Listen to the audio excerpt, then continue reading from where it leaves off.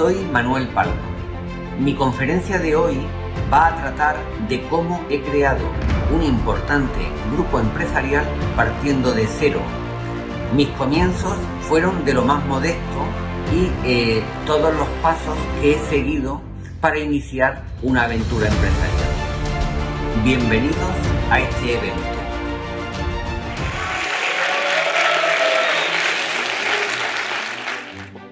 Soy de un pequeño pueblo de Andalucía, que es la zona más humilde de España. Procedo de un pueblo de unos 2.000 habitantes y de una familia muy pobre. Cuando llegué a los 14 años, que entonces era la edad legal de trabajar, me pusieron a trabajar cuando terminé el bachiller. Luego seguí estudiando, pero por la noche, ¿no? Entonces me puse a trabajar de aprendiz en un taller mecánico. Pero bueno, era lo mejor que podía encontrar en el pueblo, ¿no? Y ahora voy a hablar de lo importante que es preguntar. En España el servicio militar es obligatorio y ahí es donde empieza la aventura mía empresarial, porque yo no estaba predestinado para ser empresario. Mi hermano, que es mayor que yo, había hecho el servicio militar en Burgos y había estado chofer de un general. Y me dijo, tú di que eres conductor y te pondrán de chofer de un general. Y pasaron un servicio militar muy bien. Cuando yo llegué, me preguntaron profesión y yo dije conductor. Y me mandaron de conductor, pero de conductor de ambulancia. Pero bueno, y entonces me mandaron al centro de Valencia, a Sanidad. Cuando llego a Sanidad, y esto también es lo importante de preguntar, empiezo a preguntar y me dicen, no, Sanidad es un buen destino, aquí se está muy bien, pero los que están bien son los pernoctas. Y digo, ¿y por qué? Dice, no, porque ellos solo vienen por la mañana. Vienen por la mañana y luego se van y ya no vienen hasta el día siguiente, los viernes se van y ya no vuelven hasta el lunes. Y yo digo, ¿qué hace falta para ser pernota? Dice, tener familia directa. Yo no tenía familia, era una ciudad, era Valencia, que además Valencia está a 600 kilómetros de donde yo vivo. Pero yo al final dije, si hace falta familia, yo la busco. Cogí la guía de teléfonos, busqué uno que se llamaba de apellido Palma, me presenté en su casa y lo convencí que firmara que era mi tío. Entonces, una vez que firmó que era mi tío, lo convencí, me costó trabajo, presenté los papeles y me dieron el pase pernota. El problema es que los pernotas no podían ni desayunar, ni comer, ni cenar, ni vivir dentro del cuartel y yo no tenía dinero. Con lo que rápidamente me busqué un trabajo en un taller por las tardes. Con unos soldados que tenían un piso me alquilaron una habitación y allí me fui a vivir. En el taller no todas las tardes tenía trabajo, cuando no había trabajo pues el dinero no me llegaba y tenía un coche mío, un Renault 8 y lo puse a la venta. Vendí el coche y digo, bueno, con este dinero ya tengo para pasar el servicio militar bien y estar fuera del cuartel, porque desde luego nadie quiere vivir dentro de un cuartel. Y teniendo la posibilidad, como yo ya tenía, de tener el pernota y vivir fuera. Una vez que lo vendo, un día paso por un concesionario y vi un coche que valía la mitad de precio, lo compré y las tardes que no tenía trabajo empecé a arreglarlo y lo vendí. Una vez que lo tenía terminado, digo, lo voy a vender también. Una vez que lo vendí, me di cuenta que había ganado en esa venta más que trabajando 5 meses todas las tardes en el taller. Y ahí fue cuando decidí que con esto me iba mejor, ¿no? Entonces lo que hice fue despedirme del taller y empezar a comprar coches y vender, mientras hacía el servicio militar. Los coches los tenía aparcados en la puerta, empecé a contratar soldados que trabajaban para mí, pasé de ser el pobre del cuartel al rico porque ya compraba los coches por lotes, en vez de comprar de uno en uno compraba de 5 en 5 para que eran más baratos y estaba todo el día comprando y vendiendo coches y por las mañanas en el cuartel. Aún así, yo no había decidido que yo quería ser empresario, pero lo que sí me di cuenta es que con aquello yo ganaba bastante dinero. Esto, cuando termino el servicio militar, vendo todos los coches que ya tenía y la idea era volverme al pueblo. Pero el dinero que tenía era el equivalente a comprar una vivienda. Para pensar que yo era pobre y en un año que había estado haciendo el servicio militar, además de gastar, de vivir, había ganado dinero para comprar una vivienda. Y yo digo, ¿dónde voy a volver al pueblo? Entonces le dije a mi padre que no, que yo me quedaba a vivir en Valencia. Él no sabía el dinero que tenía, porque en Andalucía el dinero que tú ganabas lo entregaba a la familia. Por lo tanto, si yo le decía el dinero que tenía, me hubiera dicho dámelo. Y bueno, y entonces me cogí el billete de tren, lo tengo en mi despacho porque fui a mi pueblo, recogí mis cosas y me vine a Valencia.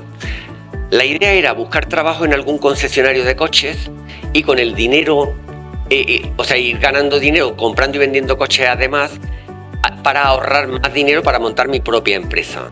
Y tuve mucha suerte porque nadie me dio trabajo. Recorrí todas las empresas y nadie me dio trabajo.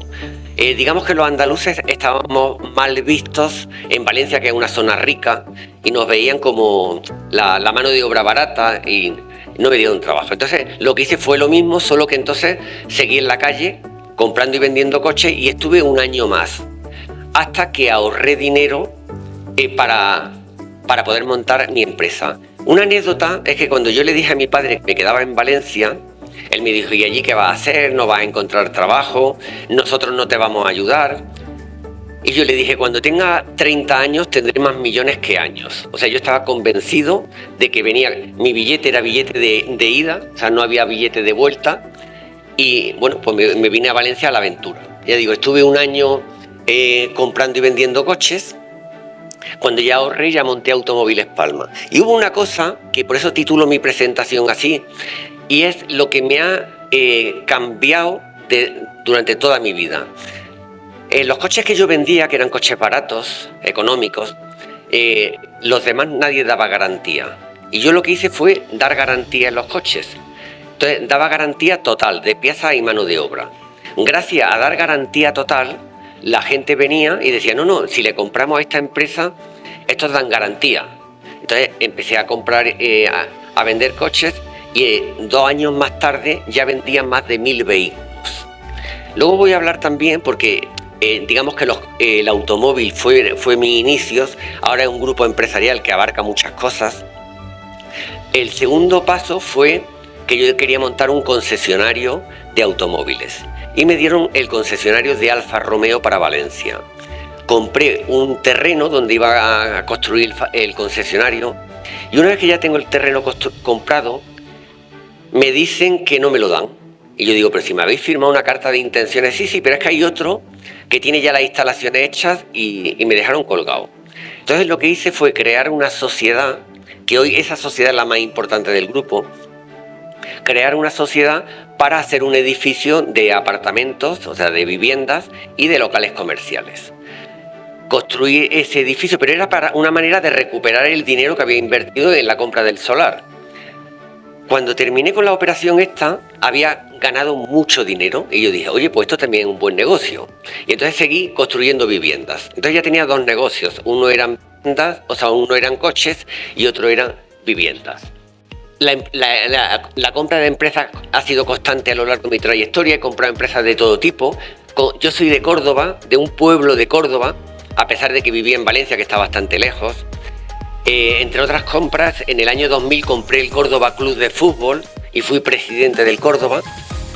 Luego lo vendí, y cuando me decía: ¿y por qué has comprado un club de fútbol? Y yo decía: bueno, por vanidad, porque si sales de emigrante pobre y vuelves a tu tierra comprando el club de fútbol, pues bueno, era una manera. Pero cuando me di cuenta el lío que era, pues al final decidí venderlo.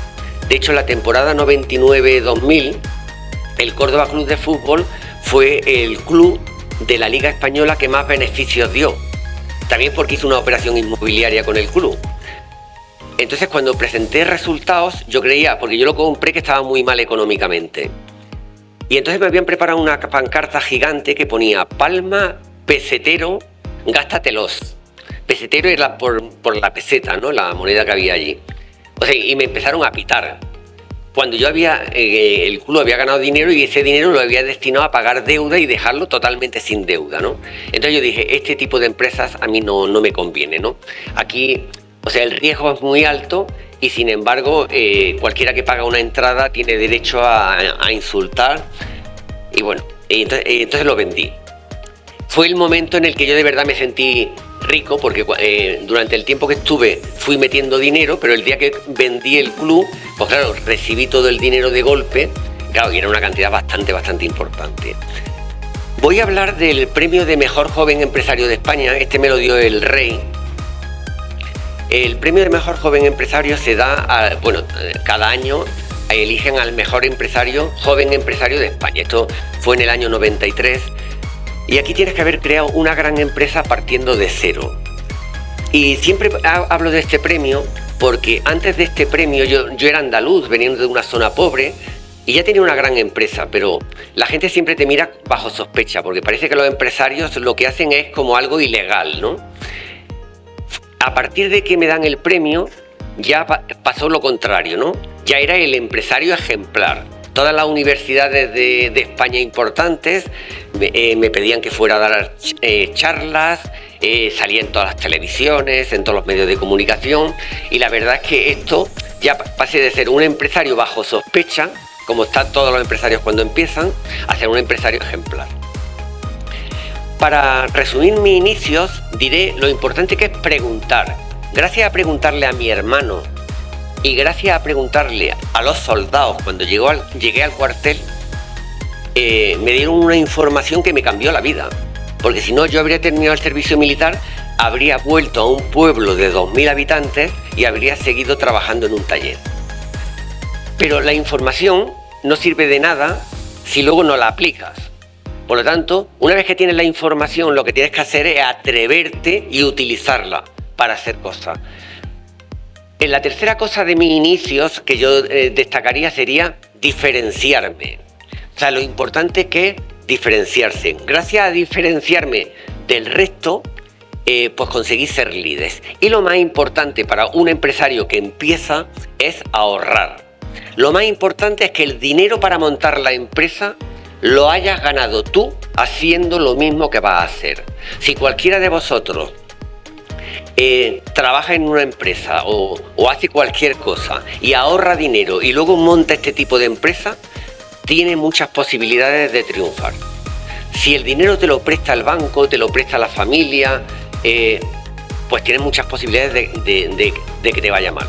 Y además que el dinero lo haya ahorrado haciendo lo que tú has hecho. Entonces esto, digamos, resumiría mis inicios. Responsabilidades profesionales, hay muchas que he ido teniendo, de hecho aquí solamente voy a resumir unas pocas. Soy presidente y accionista único de un holding que es Grupo Manuel Palma, que se llama Grupo Palma, el logo, que hay 6 empresas de distintos sectores. He sido presidente de EDEN, que esta es una fundación sin ánimo de lucro, donde están las grandes empresas de España. Y esta fundación imparte educación desde universitaria hasta escuela de negocios. Luego os pondré una transparencia para que lo veáis. Pasan unos 5.000 alumnos al año. Ahí he estado 12 años, de hecho fui de los que la inició, 12 años de presidente. Y los últimos años estoy de vicepresidente primero. Soy profesor en esa universidad, EDEN, en distintos cursos. He sido consejero de Banco Urquijo desde 2008 a 2022. En el 2022 se integró dentro del Banco Sabadell, que es el 4.º banco más importante de España. Y ahora estoy en el Consejo Consultivo del Banco Sabadell. Esta es una anécdota, porque yo estaba estudiando formación profesional de contabilidad para entrar en un banco. El objetivo, yo no quería ser mecánico y el objetivo mío era entrar a trabajar en un banco. Entonces yo dije, cuando termine el servicio militar, intento buscar un banco donde entrar a trabajar. Y es una anécdota porque al final entré en un banco, solo que en vez de entrar de cajero, entré en el Consejo de Administración en el 2008. Soy miembro de la Asociación Valenciana de Empresarios y que está integrada dentro de el Instituto de Empresas Familiar, que son las empresas familiares más importantes de España. Aquí en esta asociación están todos los grandes empresarios del país. Y soy consejero de una mutua muy potente, que es la que cuida de la salud de los trabajadores.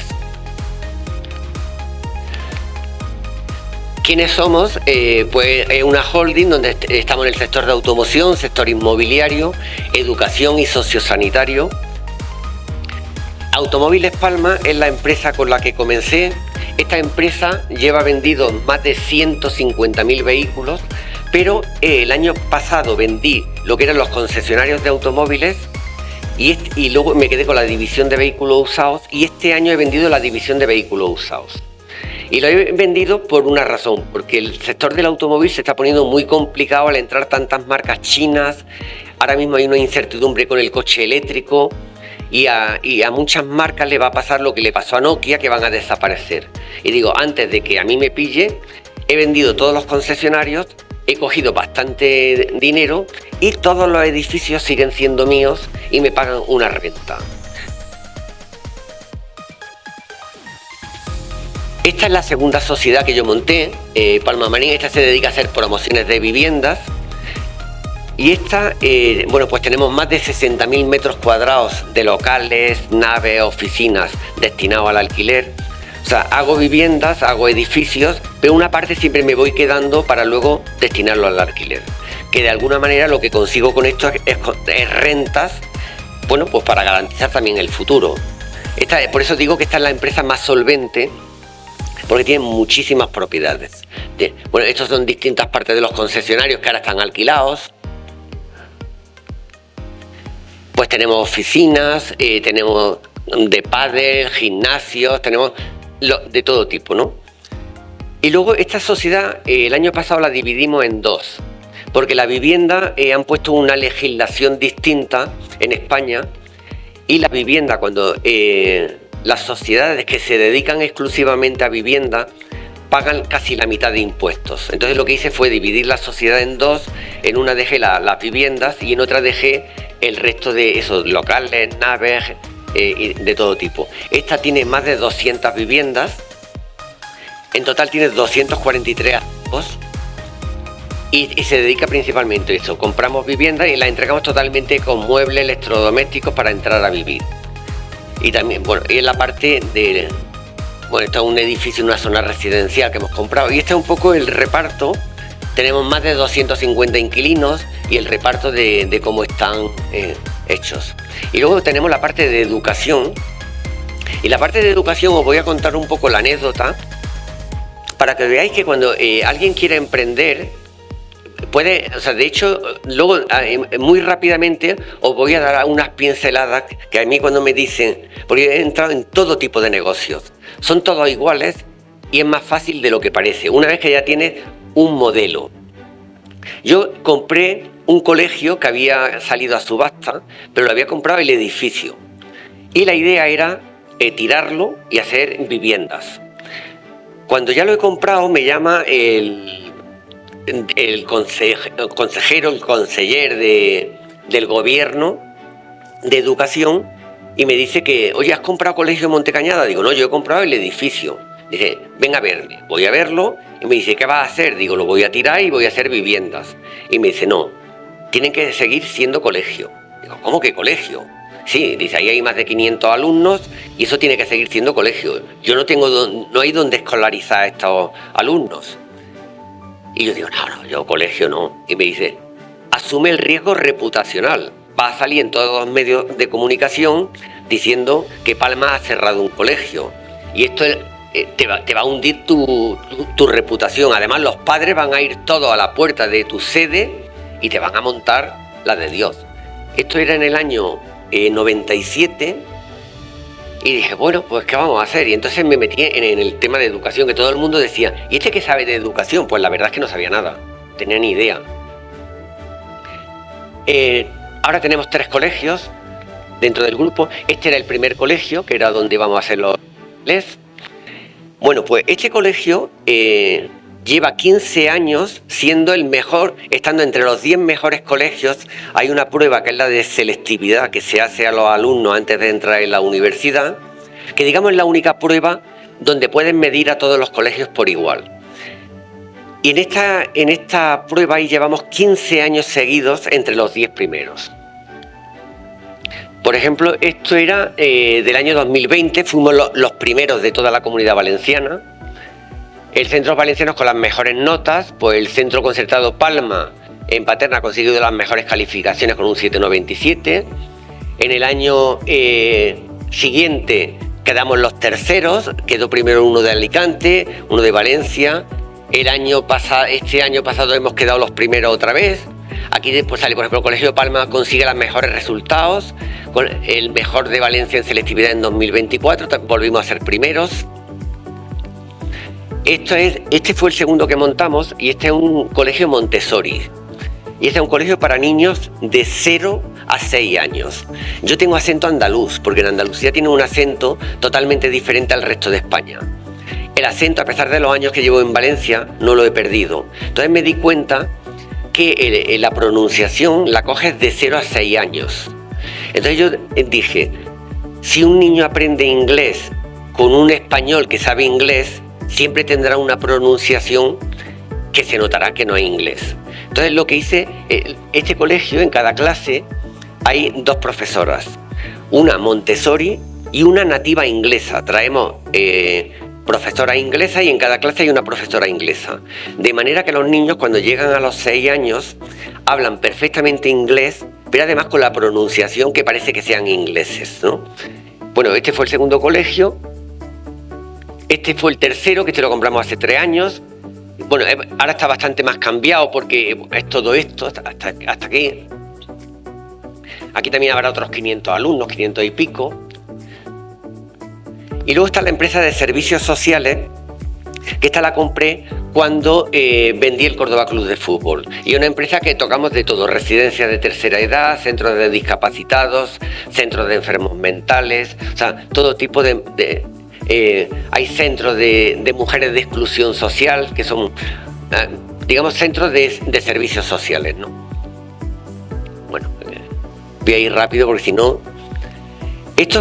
También estuve en una etapa de político que me convencieron para echar una mano porque las finanzas estaban mal y tal. Al final me convencieron y dije, bueno, puse 3 condiciones, además lo compaginaba con mi trabajo, y es: no voy a cobrar, no me voy a afiliar a ningún partido político, y en la parte económica yo mando, porque si tengo que poner orden en las cuentas y luego no me dejáis trabajar, sí, tú trabajas. Pero todos los políticos en España, cuando entras, tienes que declarar tu patrimonio. Entonces lo declaré pensando que, bueno, esto dentro del patrimonio de todos los políticos de todo el país, que luego sale publicado en el boletín oficial, pasaría desapercibido, pero claro, en el momento que salió publicado, pues todos los medios nacionales se hicieron eco, ¿no? Como el político más rico de España, el edil más rico de España, tal. Bueno, esa es mi etapa, o sea, y lo mismo que con el fútbol, dice, no volvería al mundo del fútbol, tampoco volveré al mundo de la política, porque es muy desagradecido, ¿no? Bueno, y voy a comenzar ya con la ponencia. Cuando yo voy a montar una empresa, para mí lo importante, hay 3 cosas. En primer lugar, es el cliente. Todo tiene que estar basado en el cliente. En segundo lugar, los empleados. Claro, si no tengo clientes no necesito empleados. Pero en primer lugar el cliente, en segundo los empleados y en tercer lugar los proveedores. ¿Y por qué los proveedores? Porque si a mí el proveedor me falla, yo le fallo al cliente. Si el empleado me falla, yo le fallo al cliente. Muchas veces buscamos un proveedor barato y si él nos falla, le estamos fallando al cliente. Y el cliente no entiende que la culpa es del proveedor. Por lo tanto, lo primero que le exijo a un proveedor es calidad y muy buen servicio. Y en segundo lugar, precio. Pero no me voy al precio porque estoy con el riesgo de que si hace algo mal, o sea, imagina, yo cuando hago viviendas, subcontrato con empresas constructoras. Si estas construyen mal la vivienda, la culpa no es mía, es de la empresa constructora, pero de cara al cliente que me ha comprado la vivienda o que me la ha alquilado, la culpa es mía. Por lo tanto, el tercer punto sería los proveedores. Y luego hay que definir la misión. Cuando hablamos de misión, podríamos decir que la misión de un concesionario de coches es vender coches de calidad y dar un buen servicio. Yo esto lo pongo de ejemplo con el airbag.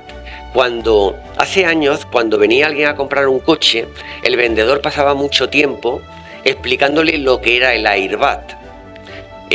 ¿Por qué? Pues porque le vendía el airbag y era un extra que además este dinero te lo metía en el bolsillo. Ahora dedica 0 tiempo a explicarle al cliente lo que es un airbag, porque salió una ley hace más de 10 años que todos los coches que se venden en Europa tienen que llevar el airbag de serie. Por lo tanto, si lo llevan de serie, ¿para qué le voy a explicar lo que es el airbag? Pues lo de la misión es lo mismo. decir que mi misión es dar una educación de calidad es el Airbag. O sea, o doy una educación de calidad o la empresa la cierro. O doy un servicio de calidad o la empresa la cierro, porque toda mi competencia está dando un servicio de calidad, porque si no estarían cerrados. Entonces yo voy un paso más allá y voy a mis inicios. Y la misión nuestra de todas las empresas del grupo es esta: tenemos que hacer las cosas mejor o de forma diferente a como lo hace la competencia. Esa es nuestra misión. La condición es que tenemos que hacerlo diferente y además esas diferencias tienen que aportar valor al cliente. Orientar todos los esfuerzos en buscar diferencias es lo primero que yo hago cada vez que he ido a montar una empresa. ¿Qué puedo hacer que sea diferente a la competencia? Y luego voy a hablar de una forma de sobresalir. Nosotros lo dividimos en 3 partes. Servicio bueno es el Airbag, que estamos haciendo lo que nos pide el cliente. Servicio de renombre es cuando le damos al cliente más de lo que espera. Y el servicio de leyenda es cuando permanentemente damos un servicio de renombre. Por ejemplo, yo los concesionarios de automóviles, los talleres abrían todos los domingos del año. Cualquiera que tuviera un problema podía venir el domingo a reparar el coche. Y además pagaba exactamente lo mismo que un día laborable. No sé si conocéis el Corte Inglés. El Corte Inglés, cuando murió el fundador, era la primera empresa del país. Él empezó en el año 48. Y es que voy a poner algún ejemplo de esto, de lo que son servicios de leyenda. Y entonces él montó una tienda en Madrid y puso un cartel que ponía: si no queda satisfecho, le devolvemos el dinero. Año 1948. Comprar un traje era algo muy, muy caro. La gente iba, compraba un traje y al día siguiente le devolvía el traje y él le devolvía el dinero. Y le decía a un amigo: te están engañando. ¿Tú no te das cuenta que te compran, que van a una boda o a una celebración y al día siguiente te lo devuelven y le devuelve el dinero? Y dice: sí, yo lo sé. Pero mira, con todos los que hablen van a hablar bien de mi tienda. Y cuando de verdad necesiten comprar un traje, me lo comprarán a mí, porque dirán: de esta empresa me fío, ¿no? O sea, con esto es un poco un ejemplo. ¿Qué hacemos, por ejemplo, nosotros de servicios de leyenda? Pues tenemos profesoras nativas inglesas, damos formaciones gratuitas a los padres. ¿Por qué? Porque tan importante como educar a los niños es educar a los padres. Porque si luego cuando el niño llega a casa reciben una educación, o sea, o una formación mala, desde luego lo que estamos haciendo por un sitio lo están deshaciendo por otro. Entonces hacemos formaciones gratuitas a las familias que nos traen a su hijo al colegio. Somos el colegio más regular en selectividad de la Comunidad Valenciana. Tenemos un programa de gestión de alquileres, que esto de verdad que es una maravilla. No voy a entrar porque esto es largo, pero que esto hay muy pocas empresas que lo tengan. Tenemos más de 200 viviendas de alquiler largo plazo. Además, en un momento donde, si leéis noticias sobre España, uno de los problemas que hay ahora mismo en España es el acceso a la vivienda. O sea, es muy difícil encontrar una vivienda. Entonces, bueno, pues estamos de alguna manera ayudando a resolver este problema. Esto es lo que hacíamos en los concesionarios que he vendido. Tenemos servicio de Pre-ITV, descuento de por vida a los que nos compraban, talleres abiertos 365 días. Esto es lo que he hablado antes de Edén. O sea, esto es Edén. O sea, todo esto que veis aquí. Estamos delante del mar. Y aquí tenemos parte de escuela de negocios y parte de... Hay también una parte de esto, se le llama Marina de Empresas, porque está Edén. Hay 40 programas de formación para directivos.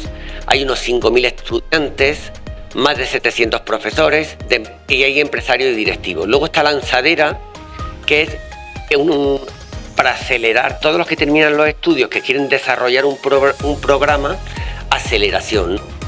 Y Ángel, que esto ya es de Juan Roth, que es un empresario, el segundo hombre más rico de España, que es un poco el impulsor de este proyecto también. Ahora su hija es la que me sustituyó como presidenta en Edén. Para ya las empresas que aquí triunfan, o sea, que salen adelante, le apoyan económicamente, lógicamente entrando en el capital para desarrollar proyectos. Y aquí también hay para contar mucho, pero bueno, iré más rápido.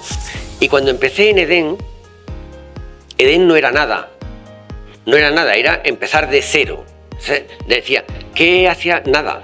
Y el primer curso que saqué fue el curso 15×15. La idea era formar empresarios. Y yo, siguiendo la lógica de hacer cosas diferentes, yo decía, tengo que competir con escuelas de negocios importantes. Claro, no éramos nadie, no teníamos nombre. Entonces, leyendo Expansión, yo vi que había una cena benéfica que pagaba en Estados Unidos, que había una puja y el que ganaba la puja cenaba con este gran empresario. Después le hicieron una entrevista y decía, lo que he aprendido en esta cena vale más que los $100.000 que he pagado. Y a mí aquello se me encendió la bombilla, y esto es un poco lo de siempre. Cuando ves la ocasión hay que lanzarse. Y dije, pues voy a hacer un curso en el que grandes empresarios vengan a contar su modelo de negocio. Ahí nace el curso. Luego, una vez que ya está diseñado el curso, que eran 15 días, este curso ya lleva 20 años, fue el primero de todos, lleva 20 años, y son durante 15 jueves, vienen 15 grandes empresarios, pero 15 grandes empresarios de verdad. Si entráis en Edén y buscáis 15×15, veréis, por ejemplo, el Claustro, y después el presidente de Telefónica, bueno, presidente de Ikea, bueno, son todos grandes empresarios. Y el nombre, Un domingo en casa, dándole vuelta, para mí me gustan los nombres cortos y además impactantes y distintos, que sean diferentes. Como eran 15 empresarios, 15 días, pensé 15×15, entré en registro de patentes y marcas, vi que ese nombre no estaba registrado, pagué el nombre, el registro y le puse el nombre de 15×15. El segundo fue hacer un MBA, o sea, un máster para los recién licenciados. Todos los licenciados que terminaban una carrera es un máster de perfeccionamiento antes de entrar en una empresa. Y yo decía, no van a venir porque esto es caro. Y además yo quiero a los mejores, se van a ir a las escuelas de negocios de prestigio. Entonces, ¿qué es lo que hice aquí? Era gratis, totalmente gratis. Los alumnos venían y hacían el máster con nosotros de 1 año de duración y era un título oficial. Este fue la primera pata universitaria de Edén. Pero ¿cómo se consigue? Esto duraba 1 año, o sea, 11 meses, y eran 6 meses lectivos y 5 meses de práctica en empresa. Lo que hablamos con las grandes empresas de la Comunidad Valenciana, bueno, y de España, es, yo te voy a mandar un alumno 5 meses a hacer las prácticas a tu empresa y a cambio tú le vas a pagar la beca. Ah, vale, pero van a ser buenos, sí, los mejores. Y con ese enlace todos ganaban. Ganaba el alumno que tenía un máster, ganaba la empresa que le estaban mandando a alguien para hacer prácticas, con la obligación de que si era bueno luego se lo contrataba. Y bueno, y aquello funcionó bastante bien. Bueno, a los alumnos le pedimos nota media notable y además tenían que hablar perfectamente inglés. Para 35 plazas el primer año tuvimos 700 solicitudes, con lo que cogimos 35 alumnos impresionantemente buenos, con lo que las empresas quedaron muy contentas. Hoy, en muchos puestos de alta dirección en la Comunidad Valenciana y en España son alumnos que salieron de este curso, ¿no? Y lo que hice fue hacer algo distinto a lo que hacían el resto de escuelas de negocios. O sea, los demás son, hago un MBA, vienen los alumnos, pagan, los formamos, salen, se insertan laboralmente. Aquí le dimos la vuelta, vienen los alumnos si son muy brillantes, no pagan nada y le buscamos trabajo desde el primer momento. Luego el tercer paso, dijimos, vamos a hacer un MBA Executive para la gente que trabaja. Para un MBA Executive en España, no sé aquí cómo funcionará, tienes que tener 5 años de prácticas trabajando en una empresa, además de una licenciatura. ¿Y esto qué es lo que ocurre? Que solamente van los hijos de empresarios. Porque una persona normal no lo puede hacer. No lo puede hacer porque si tú estás trabajando no vas a abandonar tu trabajo 1 año y además gastar dinero para hacerlo, porque al año te puedes encontrar que cuando vuelves el trabajo ya lo has perdido. Entonces aquí solamente van los hijos de empresarios. Y entonces a mí se me ocurrió hacer algo distinto. Entonces fue hacerlo a trozos. Es el único que existe, yo creo que en el mundo.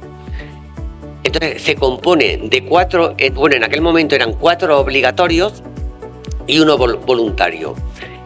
Por ejemplo, un alumno, o sea, uno puede hacer el de finanzas, o el de ventas, o el de persona, o el de estrategia, y se le da un diploma.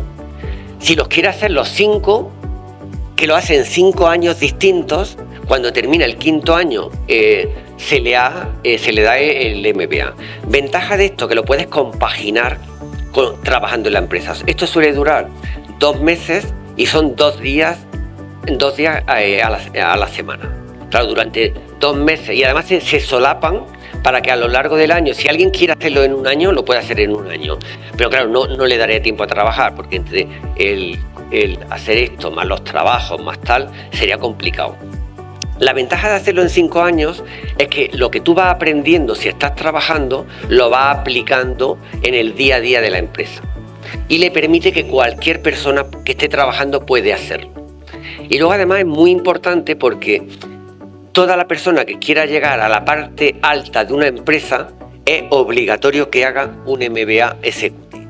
Porque yo puedo ser muy bueno en ventas, pero fallo en estrategia, o fallo en finanzas, fallo en algo. Y un MBA lo que te da es la visión global de lo que es una empresa. Por lo tanto, después de hacer el MBA, tú tienes una visión global, sabes de finanzas, sabes de estrategia, sabes de contabilidad, o sea, y tienes una visión sabes de personas, de cómo dirigir equipos de personas.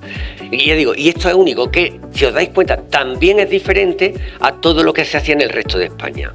Y pasamos de ser una pequeña empresa en el año 2005, cuando yo entré, a lo que es hoy EDEN, que es lo que os he puesto al principio. Pues 40 cursos, 5.000 alumnos.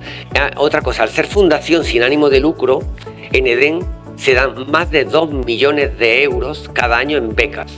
Todas las personas, o sea, en la parte universitaria, todas las personas que sean brillantes, que sean muy, muy buenas, tienen una beca del 100%, no tienen que pagar nada. Si hay alguien que es muy brillante y quiere estudiar en EDEN gratis, tendrá una beca y tendrá todos los estudios totalmente gratis. De hecho, cada 3 alumnos universitarios estudia con nosotros con beca. Eso lo que nos permite también es subir el nivel, y claro, si tiene gente muy muy buena, el resto pues se coge también a ese nivel, ¿no? Bueno, estos son los grados que hacemos, grado para emprendedores y grado de ingeniería. Bueno, he hablado antes de diferenciarse, pues además de diferenciarse, además de sonrisas, hay que crear servicios de leyenda, pero lo más importante que tenemos que hacer, esta es la clave de cualquier empresa. Y si queréis montar una empresa, y yo os recomiendo que os lancéis, yo a los alumnos míos, porque en España, no sé aquí, pero en España la costumbre de los universitarios es cuando termina la carrera, entrar en las plazas grado A de la administración y hacer una oposición y entrar. Y yo lo que les digo a ellos es, vale, montar una empresa es muy difícil, sacar una oposición plaza grado A en la administración es muy difícil. Las dos cosas son muy difíciles, pero si eliges la empresa, el que eligió la plaza y consiguió la plaza, para ahorrar el dinero que yo declaro a Hacienda, o sea, mi patrimonio, tendría que haber nacido antes de Jesucristo. Por lo tanto, mirad la diferencia de estar en un sitio o en otro. Entonces, lo que hacemos de alguna manera es animarlos a que den el salto y se la jueguen en el mundo de la empresa. Porque al final, si un país tiene muchos empresarios, el país irá bien y funcionará. Si un país tiene muchos funcionarios, una administración pesada no es que la soporte y al final el país irá mal. Bueno, entonces la parte importante de una empresa es crear procedimientos. ¿Pero cómo creamos procedimientos? Pues visitando a empresas de más éxito, nos apropiamos de ideas, preguntando a los clientes que desean, le podemos ofrecer la misma calidad que la competencia, pero precios más bajos, preguntando a los empleados, ellos nos dirán qué es lo que tenemos que hacer para que la empresa funcione. Procedimiento lo que quiere decir es que cada puesto de trabajo tiene que estar escrito todo lo que ese puesto de trabajo tiene que hacer. De manera que si ese empleado se va mañana, el empleado que le sustituye tiene por escrito un procedimiento de todo lo que tiene que hacer paso a paso. Y los procedimientos luego se pueden ir cambiando y mejorando, que hay que ir mejorándolo. Pero tiene que estar escrito. Una empresa que no tiene procedimientos, que son la mayoría de empresas, hay muchas que no tienen procedimientos, que bueno, pues yo compro, vendo, hago lo que sea, pero no está escrito, entonces hay que hacer procedimientos. El objetivo final de esto es que los clientes vuelvan. Una empresa que no es capaz de conseguir que el cliente que le ha visitado una vez vuelva, desde luego esa empresa está condenada al fracaso. Además de que vuelvan, tenemos que conseguir que nos recomienden. Porque si desde luego no vuelven, si una persona entra en un establecimiento, no le gusta, algo no le falla y ya no vuelve nunca, esa empresa al final terminará cerrando. Si los clientes quedan satisfechos y vuelven, esa empresa va a seguir funcionando. Pero si además nos recomiendan, desde luego ya esto es buenísimo, porque sabes que la recomendación tiene mucho más valor que la publicidad. La publicidad no tiene ninguna credibilidad. Y en tercer lugar, que se conviertan en apóstoles. Esto se consigue muy pocas veces. ¿Cuándo consigues que un cliente se convierta en apóstol? Cuando tienen un hijo que es un rebelde y tú lo coges en tu colegio, lo formas, lo educas y haces de él una persona de provecho. Estos padres se han convertido en apóstol. Siempre van a estar hablando maravillas del colegio. Un apóstol es una persona que tiene una enfermedad grave y de pronto le dicen que tiene pocas posibilidades de vivir. Y hay un cirujano que lo cura. Pues este se ha convertido en apóstol y va a estar permanentemente hablando bien de ese cirujano, ¿no? Para que nos entendamos. ¿Y por qué utilizo la palabra? Esto se consigue pocas veces, pero tenemos que conseguir alguno que otro, porque desde luego estos te multiplican por 1000 los nuevos clientes. ¿Y por qué le pongo el nombre de apóstol? Porque la Iglesia Católica existe 2000 años después gracias a los apóstoles. Si no hubieran existido los apóstoles, la Iglesia Católica no existiría. Jesucristo murió en la cruz y ya está, ya no se sabe nada más. Gracias a los apóstoles que fueron contando todo lo que había hecho Jesucristo, pues mirad qué buena salud tiene la Iglesia Católica 2000 años después, ¿no? Medimos todo. Yo tengo una máxima y es: lo que no se mide no existe y lo que se mide mejora. Por lo tanto hay que hacer procedimientos, pero luego hay que medirlos. Hay que estar permanentemente midiendo que lo que estamos haciendo se está haciendo bien, que esos procedimientos se cumplen. Por lo tanto, y si no se mide, o sea, lo que no se mide no existe. Cuando le preguntamos a alguien, bueno, ¿y cuántas veces fallan los procedimientos? No, ninguna, bueno, alguna vez. Cuando lo mides, ya te sale que el 3% de las veces falla o el 5%. Por lo tanto, si él sabe que le están midiendo y si la media está en el 3% y tú estás en el 5%, pues sabes que te van a llamar la atención. Por lo tanto, hay que hacer procedimientos, pero luego hay que medirlo. Si no, el procedimiento en sí no tiene valor, si no, luego no hay una medición permanente del procedimiento. Todo lo que se haga tiene que ser fácil de implantar. Cuanto más fácil, menos costoso. Steve Jobs decía: hace falta mucho trabajo para que algo resulte sencillo. Digo esto porque luego a la hora de medir esos procedimientos tenemos que informatizarlos, de manera que se hagan de manera automática. Cuando alguien está haciendo algo, hay un programa o hay una aplicación que está midiendo todo lo que es ese procedimiento, y cada vez que falla la aplicación te está diciendo, pues hemos fallado en el 1%, en el 2%, tal. Si hay que llevarlo a mano y ahí tiene que estar alguien controlando si se hace o no se hace, desde luego estamos en las mismas. Por lo tanto, hay que medir, o sea, hay que hacer procedimientos, hay que medirlos, pero luego también tenemos que crear un sistema, digitalizar esos procedimientos para que se hagan de manera automática. Entonces, lo que decía Steve Jobs, hace falta mucho trabajo para que algo resulte sencillo. Analizamos los procedimientos para evitar los cuidadores de flores. Este ejemplo me gusta mucho, y esto es verídico. Un zar en San Petersburgo fue a un castillo que tenía en San Petersburgo, y antes de llegar al castillo, fuera de las murallas, había uno haciendo guardia. Y dice, bueno, ¿y este qué hace? Dice, no, guardia. Pero guarda, pero ¿y qué vigila? No sé, pero aquí hay un puesto de guardia. Empieza a preguntar y al final averigua que su abuela la anterior zarina de Rusia, Catalina la Grande, había ido una vez a ese castillo, había visto unas flores muy bonitas y dijo que un guardia se ponga aquí a cuidarlas, para luego enviar a alguien a recoger esas flores. A la mujer se le olvidó, se fue. Catalina la Grande fue bastante cruel y alguien que le llevaba la contraria le cortaba la cabeza. Por lo tanto, Catalina la Grande había dicho que allí se pusiera un puesto de guardia y llevaban 20 años haciendo guardia. ¿Hacían su trabajo? Sí. ¿El trabajo que hacían servía para algo? No. Bueno, en la administración pública en España, más del 50% de las personas que trabajan cuidan flores. En las empresas hay mucha gente que cuida flores. Entonces, si no analizamos nosotros cada año, cada procedimiento y cada puesto de trabajo, se analiza todo lo que hace para ver que lo que está haciendo cumple con las expectativas o se puede mejorar. Porque hay veces que medir un procedimiento, si en el 99,9% de las veces lo está haciendo bien, no vale la pena medirlo porque es tiempo y recursos que está utilizando que no valen para nada. O te das cuenta que algo que se hace manual se puede informatizar. Cuando haces un análisis de cada puesto de trabajo, te das cuenta que se puede mejorar. Entonces esto te permite no tener cuidadores de flores, ¿no?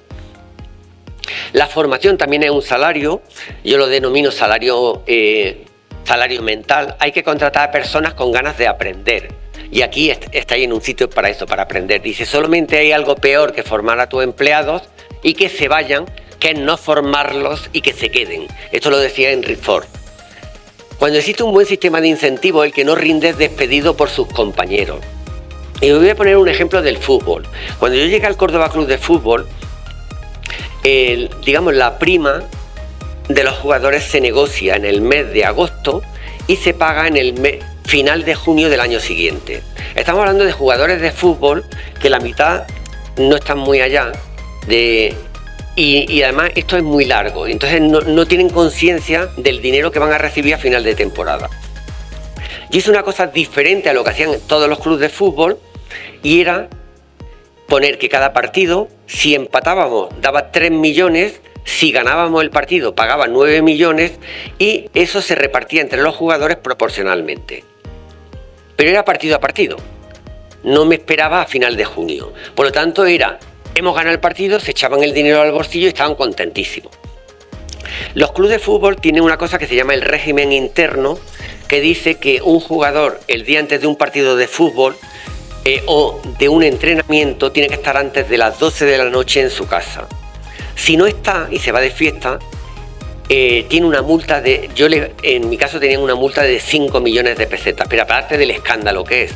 Yo a lo largo del tiempo cogí a 3 jugadores que los sancioné, salieron en el periódico, de hecho tengo recortes de periódico que decían que yo le había puesto un detective a cada jugador para comprobar que llegaban a su casa a tiempo. Es mentira, yo no puse nunca detective. ¿Sabéis quién me lo contaba? Los propios jugadores. Perdíamos un partido y llegaba un jugador y me decía, presidente, yo no le he dicho nada, pero estuvo anoche hasta las 3 de la mañana de fiesta. Yo lo cogía, lo llamaba, oye, tengo pruebas de que estuviste hasta las 3 de la mañana de fiesta. Claro, le ponía la multa, aquello era un escándalo. ¿Por qué denunciaban los jugadores al compañero? Porque somos solidarios mientras no nos tocan el bolsillo. Cuando nos tocan el bolsillo, ya no somos solidarios. Si tú tienes un compañero que hoy no viene a trabajar porque ayer se fue de fiesta, tú dices, bueno, pero si el sueldo de ese compañero lo tienes que pagar tú, ya no eres solidario con él. Y no le vas a perdonar el que no haya venido a trabajar porque se fue de fiesta. Os pongo este ejemplo para que veáis que si ponemos un sistema de incentivos que premie en la consecución de objetivos, además del sueldo, ¿qué pasa? Que si no se llega a los objetivos, esa prima no la cobra nadie. Entonces ellos van a ser los primeros vigilantes de que si hay uno que no rinde, van a ser los propios compañeros los que lo van a tirar a la calle. El objetivo tiene que ser que los empleados actúen y se impliquen como si fueran empresarios. Y luego la importancia de leer. A mí personalmente hay un libro que me regalaron que Despierta el genio financiero. Me inspiró para crear una nueva línea de negocio. O sea, viviendas no me interesó nunca. sí que me interesaban oficinas, locales, naves, pues tenemos un complejo de caravanas, de comprar para alquilar, pero nunca viviendas. Al leer este libro me dio la idea de que este hombre hizo la fortuna comprando viviendas, las arreglaba, las reparaba y luego las ponía en alquiler. Y tenía un método para ver qué rentabilidad. Esto lo empecé en 2008, 2009, y hoy la división de viviendas es una división bastante importante. Y no solamente ya son las rentas que me producen, sino el activo patrimonial que supone tener eso, porque además tiene la revalorización. Luego hace falta reducir costes y para ello hay que distinguir activos de pasivos. Yo podría comprarme un barco y meterlo en el activo de la empresa y me lo desgravaría y tendría un barco. Pero en realidad eso lo único que hace es sacar dinero de la empresa y sacar dinero de mi bolsillo. Entonces hay una cosa y es distinguir activos de pasivos. El activo es todo lo que mete dinero en tu bolsillo y el pasivo es todo lo que saca dinero de tu bolsillo. Si tú tienes 5 coches, pues son pasivos, porque en realidad lo único que hace es sacar dinero de tu bolsillo. Uno sí, porque lo necesita. Si tienes 5 viviendas, pues son pasivos, porque lo único que hace es sacar dinero de tu bolsillo. Una sí, porque las necesitas para vivir. Eso no significa que tengas 5. Si las otras 4 las tienes en alquiler, en renta, sí, esos son activos. Por ejemplo, la formación de los empleados son activos, porque mientras más forme a los empleados, más saben, mejor servicio pueden dar a los clientes y más dinero entra en mi bolsillo. A la hora de hacer inversiones, en todo, en el colegio, pues siempre estamos con la última tecnología, los últimos materiales, formación permanente a los profesores. ¿Por qué? Pues porque sé que eso mete dinero en mi bolsillo. Si las instalaciones están bien, están muy cuidadas, si los profesores están muy formados, si tenemos la última tecnología. Ahora, por ejemplo, con la inteligencia artificial está cambiando el mundo de la educación, pues ya estamos en formación con todos los profesores. Nosotros tenemos unos 150 profesores, estamos formándolos ya para el tema del mundo que viene, porque claro, ya no es lo mismo, no le puedes encargar a un chaval que te haga un trabajo, porque el trabajo te lo hace ChatGPT. Por lo tanto, si le encarga un trabajo, sabes que te va a traer un trabajo estupendo, pero el trabajo lo hace cualquiera. Por eso, y por otro lado, no va a decir que prohíban ChatGPT. O sea, eso es imposible, no le puedes poner puertas al campo. Entonces, ahora viene un nuevo modelo de educación. Bueno, pues ahí estamos invirtiendo bastante dinero porque viene un nuevo modelo de educación. Entonces, eso estamos invirtiendo en activos porque eso es lo que mete dinero en mi bolsillo, ¿no? Y luego nunca he repartido dividendos en mi vida.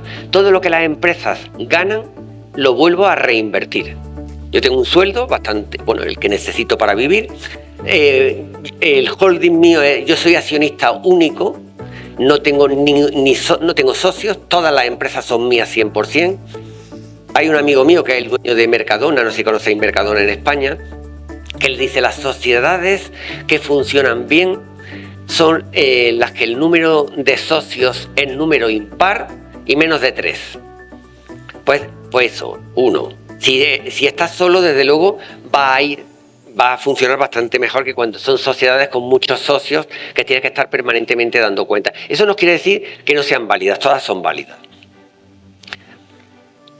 Pero, por ejemplo, el no repartir dividendos, si yo hubiera tenido accionistas, eso no lo podría haber hecho, porque los accionistas te hubieran pedido reparto de dividendos. Entonces, al repartir dividendos, te permite crecer más lento, porque todos esos recursos que estás sacando cada año no los tienes para invertirlos en seguir creciendo.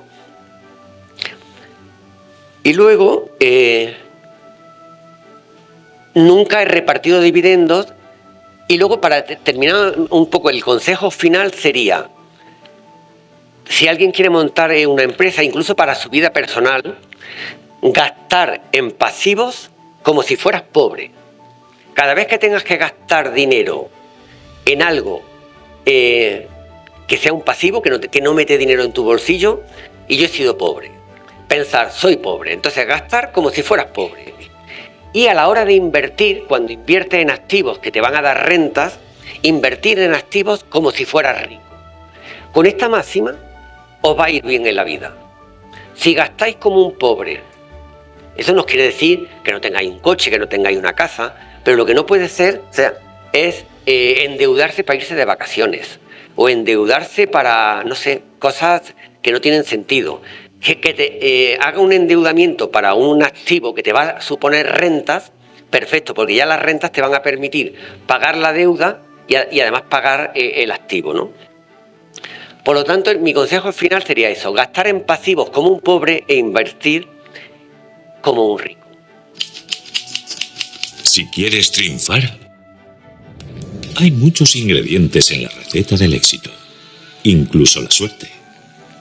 Marcar la diferencia quizás sea uno de los más importantes. Hacer las cosas mejor de forma diferente a como lo hace tu competencia. Ofrecer un servicio de leyenda y convertir a tus clientes en apóstoles. En muchas ocasiones, esos factores que contribuyen al éxito se extraen a partir de los propios valores del empresario. Pero con ello solamente se logra iniciar un camino que no está libre de obstáculos y que requiere poner constantemente todos esos valores a prueba.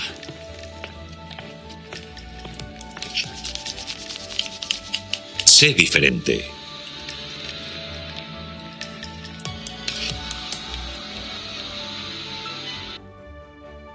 Terminaré con esta transparencia. Esta la saqué de un libro que me gustó mucho. Son dos vagabundos y un vagabundo le dice a otro: yo me encuentro aquí por no hacer caso de ningún consejo. Y el otro le dice: yo me encuentro aquí por hacer caso de todos los consejos. ¿Por qué os cuento esto? Porque de todo lo que os he contado, los consejos que os apliquen os los guardáis y los que no os apliquen los desecháis. Si hacéis todo lo que os he dicho, puede que terminéis como él. Si no hacéis nada de lo que os he dicho, puede que terminéis como él. Pero esto vale para todo. En la vida tienes que ir eligiendo en cada momento. Hablarás con una persona y te contará una cosa y dirá: de aquí me quedo estas 3 ideas que me aprovechan. Hablarás con otro y dirás: de aquí me quedo estas 2 ideas que me aprovechan. Y de cada sitio irás aprendiendo cosas, pero no se trata de decir: voy a hacer exactamente igual que hace esta persona. No, porque además las falsificaciones no tienen valor. Una falsificación, un producto original, un bolso, vale $3.000, la falsificación vale 30. Por lo tanto, lo que se trata es de hacer un bolso original, y es una idea de uno, una idea de otro, otra idea de otro, y con 100 ideas distintas hemos hecho un bolso original, pero al final le hemos copiado a uno y a otro, pero es nuestra bolsa original. Entonces, de todo lo que he contado y lo que os vayan contando a lo largo de la vida, siempre ir sacando cosas que os interesen y aplicarlas. Si no hacéis caso a ningún consejo, mirad, y si hacéis caso de todos los consejos, mirad cómo termina. Y con esto creo que además puntual hemos terminado.